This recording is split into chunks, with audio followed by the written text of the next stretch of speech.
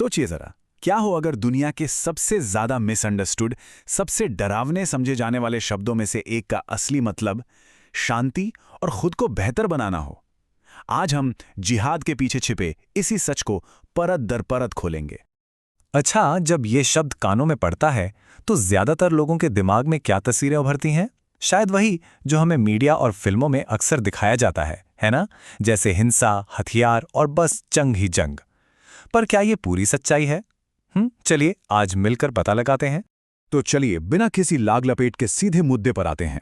देखिए, एक तरफ है वो आम धारणा जो जिहाद को सीधे सीधे हिंसा से जोड़ देती है, और दूसरी तरफ है इसका असली भाषाई मतलब कोशिश करना या फिर संघर्ष करना। और यकीन मानिए, ये छोटा सा फर्क ही आज की हमारी पूरी पड़ताल का सेंटर पॉइंट है।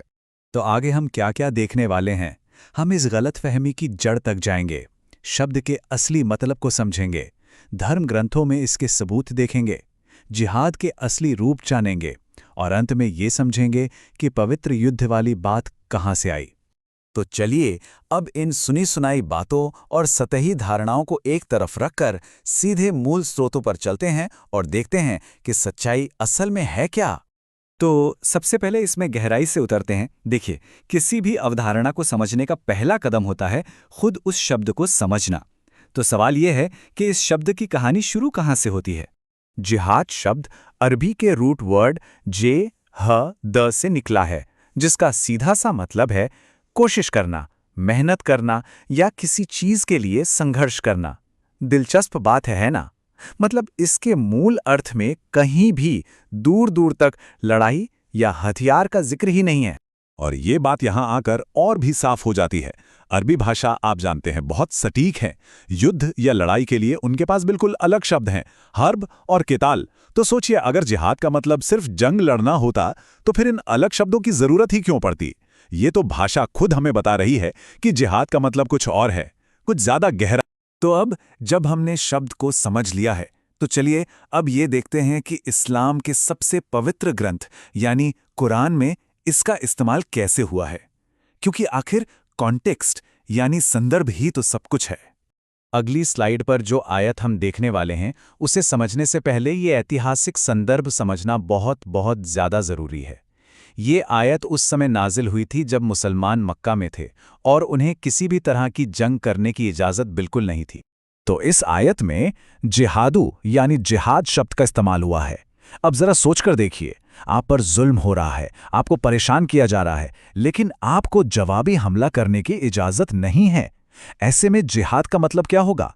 इसका मतलब था धैर्य रखना, अपनी आस्था पर मजबूती से टिके रहना और हर दिन बस सही काम करते रहने का संघर्ष करना। ये कोई बाहरी लड़ाई नहीं थी, बल्कि अंदरूनी हिम्मत और सब्र की कहानी थी। चलिए अब जरा जिहाद के अलग अलग लेवल और अलग अलग रूपों को समझते हैं जो एक मुसलमान के जीवन में लागू होते हैं। ये स्लाइड एक तरह से जिहाद की आत्मा को दिखाती है। जरा देखिए, इस लिस्ट में सबसे ऊपर क्या है? खुद से लड़ना यानी जिहाद अल नफ्स, अपनी बुरी आदतों से, अपने गुस्से से, अपने लालच से, इन सब पर काबू पाना। इसे ही सबसे बड़ा जिहाद कहा गया है। और देखिए सबसे नीचे क्या है? रक्षा के लिए युद्ध।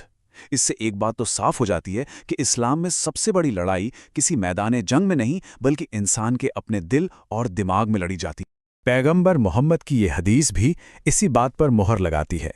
इसमें साफ साफ कहा गया है कि असली मुजाहिद यानी जिहाद करने वाला वो है जो अपनी इच्छाओं और अपनी आत्मा की कमियों के खिलाफ संघर्ष करता है। अब एक ऐसी कहानी सुनते हैं जो जिहाद की समझ को और भी गहरा कर देगी। ये कहानी एक ऐसे नौजवान की है जो जंग पर जाने के लिए बेताब था, लेकिन उसे एक बिल्कुल ही अलग और शायद उससे भी बड़े संघर्ष का रास्ता दिखाया गया। ये कितनी कितनी शक्तिशाली बात है।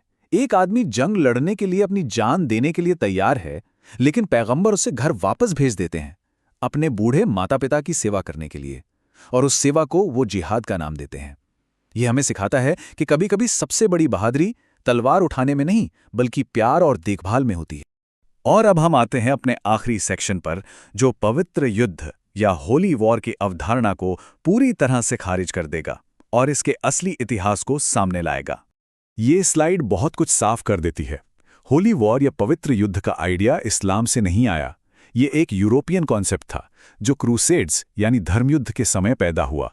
इसका अरबी तर्जुमा हर्ब मुक़द्दसा आपको कुरान या हदीस में कहीं नहीं मिलेगा, क्योंकि ये कभी था ही नहीं।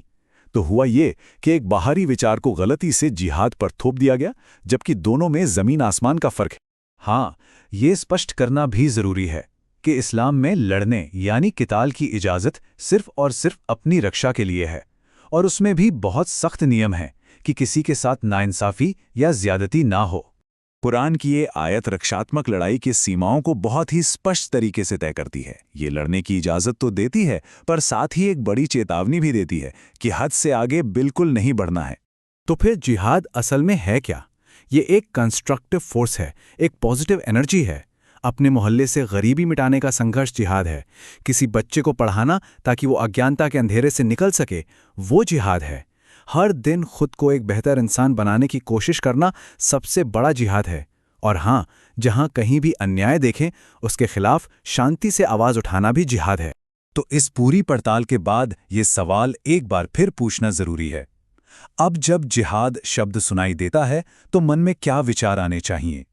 शायद अब हिंसा नहीं, बल्कि सुधार की एक उम्मीद, मेहनत का एक जज्बा और एक बेहतर दुनिया बनाने का एक अंतहीन संघर्ष।